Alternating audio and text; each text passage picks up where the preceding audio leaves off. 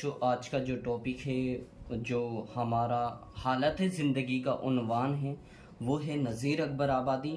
ये 10th class और 12th class दोनों के लिए ही मोस्ट इम्पॉर्टेंट है। बस 12th क्लास में थोड़ी सी बड़ी हो जाती है और 10th क्लास में मुख्तसर सी लिखी जाती है। वो मैं इसी हालत ज़िंदगी में बता दूंगा 10th क्लास में कितनी लिखनी है और 12th क्लास में कितनी लिखनी है। चलिए शुरू करते हैं इस जीवनी का, इस हालात ज़िंदगी का आगाज़ किस तरह से हमें लिखना है। सबसे पहले आता है नज़ीर अकबर आबादी। पैदाइश तकरीबन 1730 से 1735 के दरमियान। 1730 और 35 के दरमियान क्यों कहा गया? क्योंकि आज तक सही पैदाइश इनकी मालूम नहीं हो पाई है। कुछ मुहक्किकीन ने अपनी कुछ अलग राहें दी हैं, कुछ ने अलग राह दी हैं। वफात कन्फर्म है 1830 में आगरा में ही हुई है। नज़ीर अकबर आबादी का असल नाम वली मोहम्मद था। नज़ीर अकबर आबादी का असल नाम वली मोहम्मद था। 2 बार इस वजह से पढ़ाया, ये ऑब्जेक्टिव टाइप क्वेश्चंस में अक्सर मालूम कर लिया जाता है। वेरी वेरी इंपॉर्टेंट है हाई स्कूल के लिए भी और इंटर के लिए भी। जो एमसीक्यूज, जो हमारे टिक मार्क वाले क्वेश्चंस आते हैं, उसमें वेरी वेरी इंपॉर्टेंट है। इस टाइप से आ सकता है। जब मैं करूंगा वो तो बता ही दूंगा। नज़ीर अकबर आबादी का असली नाम क्या है? 4 ऑप्शंस दे दिए जाएंगे। मोहम्मद वली मोहम्मद, मोहम्मद अली और अली मोहम्मद। याद रखना, वली मोहम्मद तो नज़ीर अकबर आबादी का नाम है और अली मोहम्मद शाद अजीम आबादी का नाम है। फिलहाल हमें इसको ध्यान से याद करना है। वली मोहम्मद, पहले वली है बाद में मोहम्मद है। बच्चे इसमें सबसे ज्यादा कंफ्यूज होते हैं, मोहम्मद पहले लगा देते हैं और वली बाद में लगा देते हैं, जो गलत हो जाता है। फिलहाल हम इसको ध्यान से पढ़ेंगे। नज़ीर अकबर आबादी का नाम वली मोहम्मद था। इनके वालिद साहब का नाम मोहम्मद फारूक था, ये भी इंपॉर्टेंट है। नज़ीर दिल्ली में अपनी ननिहाल में तकरीबन 1730 से 1735 के दरमियान पैदा हुए। इनकी सही तारीख पैदाइश आज तक मालूम नहीं हो सकी। अहमद शाह अब्दाली ने दिल्ली पर 3 बार हमले किए। इन हमलों की तौब ना लाकर वो अपनी माँ और नानी को लेकर आगरा चले आए और यहीं शादी की और तमाम उम्र आगरा में ही गुजारी और आगरे से बाहर नहीं गए। 1830 में ही आगरा में इनका इंतकाल हो गया। अब आता है बच्चों, नज़ीर फ़कीराना तबीयत के मालिक थे। ऐश और आइश से उन्हें कोई लगाव नहीं था। ये अपने पास से भी लाइन आप जोड़ सकते हो। ख्वाहिश और लालच से भी आज़ाद थे। ये खूबी इनके कलाम में झलकती है। जो उनकी शायरी है, जो उनका कलाम है, जो फ़कीराना तबीयत के मालिक थे, उन्हें मतलब ये था जो सही, मतलब इतनी अमीरी नहीं चाहिए, बस 2 वक्त की रोटी मिल जाए, डेड सीट, इतना ही काफ़ी था उनके लिए। ये शायरी, ये कलाम, मतलब ये खूबी इनकी शायरी इनके कलाम में झलकती है। नवाब के बुलावे पर भी वो नज़ीर जो है लखनऊ नहीं गए और तमाम उम्र आगरा में ही गुजारी। ये किस्सा कुछ इस तरह से है। पहले के नवाबों को शायरी बहुत पसंद थी। एक लखनऊ के नवाब थे, जब उनके पास नज़ीर की शायरी आई तो उनको बहुत अच्छी लगी। उन्होंने क्या काम करा, ये तो शायर हमारे दरबार में होना चाहिए, नज़ीर हमारे दरबार के ही शायर होना चाहिए।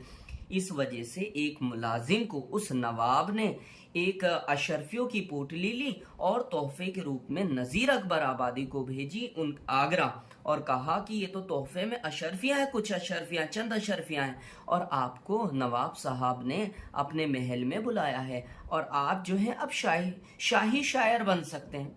अब नज़ीर ने वो तो जो अशरफियों की पोटली थी वो तो ले ली और रख ली। रात भर नहीं सो पाए। रात भर क्यों नहीं सो पाए? क्योंकि कोई चोर ना आ जा, कहीं अशरफियों की पोटली चुरा के ना ले जा। इतने पैसे, इतनी अशरफियां उन्होंने कभी जिंदगी में नहीं देखी थी। इस वजह से उनकी नींद उड़ गई और जब सुबह हुई तो बड़े परेशान हुए और उस मुलाजिम को, जो नवाब का मुलाजिम था, उस मुलाजिम को वो अशरफियों की पोटली कहकर कहा, जब इतनी सी अशरफियों ने मेरी रात भर की नींद छीन ली तो इतनी महल की चकाचौंध, इतनी दौलत, वो मेरा क्या हाल करेंगी। इस वजह से मैं आगरा से बाहर नहीं जाऊंगा। ये 12th वाले किस्सा लिख सकते हैं, अपनी तहरीरी शक्ल में सुनकर तहरीर कर सकते हैं। ये 12th वाले बढ़ा सकते हैं, 12th वालों के लिए। हाई स्कूल वाले लिखना चाहे, जहन नशीन करना चाहे, वो कर सकते हैं। आगे चलते हैं। नज्म निगारी का आगाज नज़ीर से ही हुआ है। नज़ीर हमेशा आज़ाद शायरी करते थे। नज़ीर ने हर मौजू पर नज़में लिखी, ये नहीं कि किसी एक मौजू पर नज़में लिखी नहीं, बल्कि हर मौजू पर नज़में लिखी हैं। बरसात पर लिखी हैं, त्योहारों पर लिखी हैं और तसव्वुफ पर लिखी हैं। इसमें लिखा है तसव्वुफ। नज़ीर ने तसव्वुफ पर भी पुर शायरी की है। तसव्वुफ उसको कहते हैं जो मजहबी शायरी, जो अल्लाह की तारीफ बयान करे, जो शायरी, उसको हम तसव्वुफ कहते हैं। इनकी कुछ मशहूर नज़मों के नाम इस प्रकार हैं, इस तरह से हैं: बंजारा नामा, रोटी नामा, आदमी नामा, ईद, मुफलिसी, आशिक नामा, बरसात की बहारें वगैरह। ये इनकी कुछ मशहूर नज़में। नज़में तो बहुत हैं, लेकिन जो मशहूर नज़में हैं बस वही चंद नज़में मैंने इनकी तहरीर लिखी हैं इस किताब में। इसके बाद आता है एक ज़माने तक नज़ीर को, ये बच्चों मोस्ट इंपॉर्टेंट बातें, ये आपके मॉडल में भी नहीं मिलेंगी। एक ज़माने तक नज़ीर को काबिल शायर नहीं समझा गया क्योंकि इस वक्त शायरी पर पुर फारसियत गालिब थी। बच्चों उस टाइम पर जो शायरी हो रही थी वो फारसी में हो रही थी और फारसी को ही एक अदब की ज़बान माना जाता था, जो अवाम की ज़बान थी, जो रेख्ता की ज़बान, जो रेख्ता थी। अवाम की ज़बान को उस टाइम पर रेख्ता कहते थे, उर्दू ज़बान कहते थे। उसको हम उस ज़माने में मियारी ज़बान का दर्जा हासिल नहीं था। लेकिन नज़ीर ने फारसी में शायरी नहीं कर रहे थे, बल्कि नज़ीर जो है एक अवाम की शक्ल में शायरी कर रहे थे। तो हम इसको अब ध्यान से पढ़ लेते हैं। एक ज़माने तक नज़ीर को काबिल शायर नहीं समझा गया क्योंकि इस वक्त शायरी पर पुर फारसियत गालिब थी और इस वक्त नज़ीर की शायरी को मियारी शायरी भी नहीं समझा गया था, जो मैंने अभी बताया आपको। क्योंकि इस वक्त नज़ीर रेख्ता की ज़बान में शायरी कर रहे थे। इसी रेख्ता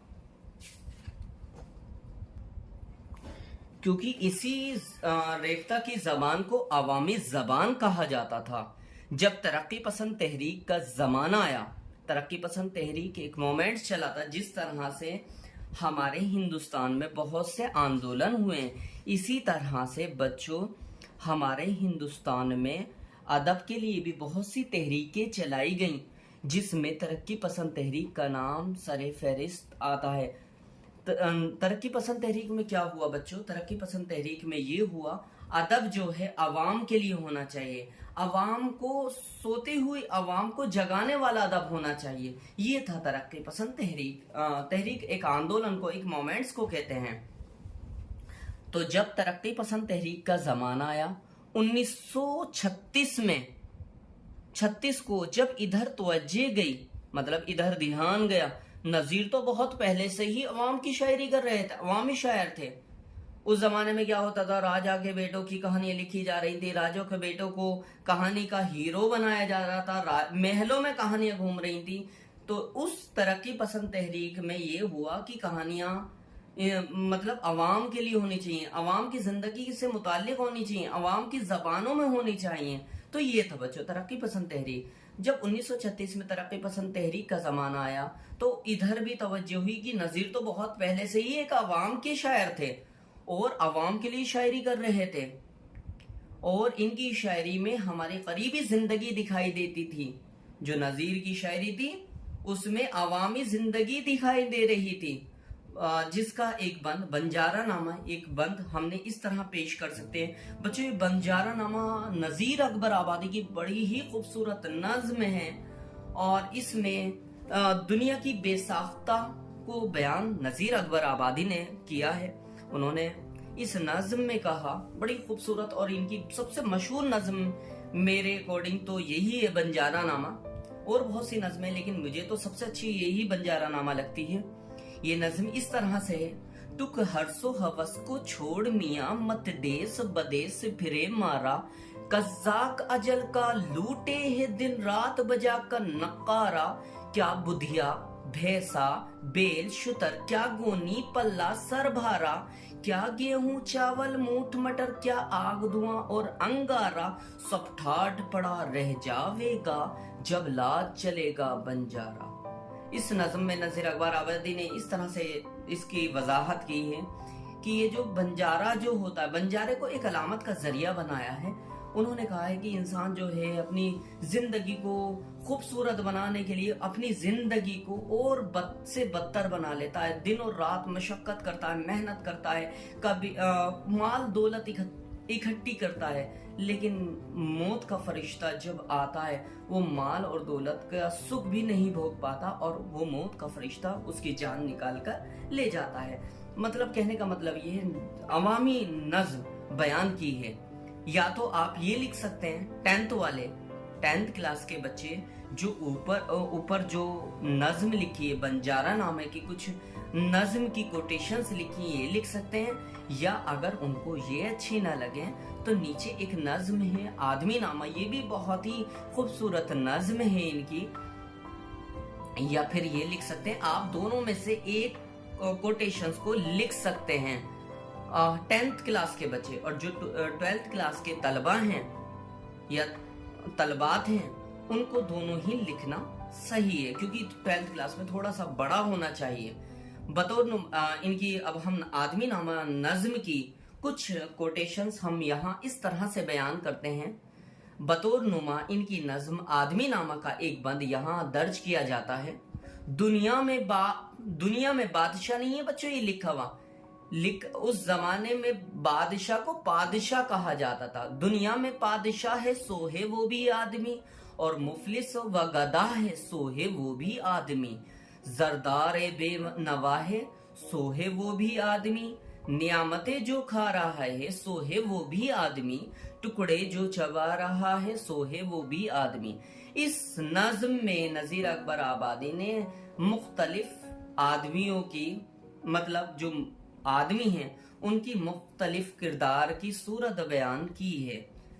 दुनिया में बादशाह है वो भी आदमी, बादशाह जो है वो भी आदमी है, और मुफलिस व गदा है जो परेशान हाल लोग है वो भी आदमी है, जरदार बेनवा है सो है वो भी आदमी है, नेमतें जो खा रहा है वो भी आदमी है, जो टुकड़े जो चबा रहा है सो वो भी आदमी है। सिंपल सी भाषा में लिखा है, आसान व सलीस जबान में लिखा है, सबकी समझ में आ गया होगा। इसके बाद आता है नजीर आगरा का एक ऐसा शायर है, ये सबको लिखना है, 12th को भी लिखना है, 10th को भी लिखना है। और 10th क्लास को ऊपर वाले में से, जैसे बंजारा नामा नज्म हो गई, एक आदमी नामा नज्म हो गई, इनमें से कोई भी एक लिखना है 10th वाले को। नजीर आगरा का एक ऐसा शायर है जिसकी शायरी किसी एक कौम के लिए नहीं है बल्कि हर मजहब और मिल्लत के लोगों के लिए है। नजीर की आज भी बहुत सी नज़में ऐसी हैं जो वृंदावन, बच्चों वृंदावन उत्तर प्रदेश में एक शहर का नाम है।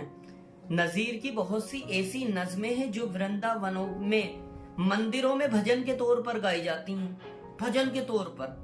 नजीर की शायरी में हिंदुस्तानी झलक देखने को मिलती है, क्योंकि उन्होंने हर मजहब हर मिल्लत के लोगों के लिए नज़में लिखी हैं। देखो इनकी नज़में, नजीर अकबर आबादी एक मुस्लिम शायर है, लेकिन हिंदुस्तानी झलक कैसे दिख रही है, मंदिरों तक में उनकी नज़में भजन के तौर पर गाई जा रही हैं। और इनकी शायरी एक क्लासिकी शायरी का दर्जा रखती है। बच्चों क्लासिकी शायरी को मैंने अंडरलाइन क्यों करा, क्लासिकों को क्यों अंडरलाइन करा? क्लासिकी शायरी उस शायरी को कहते हैं जो अपने जमाने में तो मशहूर हुई हो, लेकिन 100 साल बाद भी वो इतनी ही मकबूल और मशहूर हो जितनी की वो अपने जमाने में थी, उसको हम क्लासिकी का दर्जा देते हैं। ये थी नजीर अकबर आबादी की हालाते जिंदगी। तो उम्मीद है सब बच्चों को समझ में आ गई होगी। बस आपको पेपर में इसी टाइप से, इसी तरह से ये लिख के आनी है, और पेपर में एक राइटिंग पर विशेष ध्यान देना है, खास तवज्जो देनी है। लेख पर, तहरीर पर और राइटिंग पर ही नंबर मिलते हैं। ये था आज का टॉपिक, आज का उन्वान।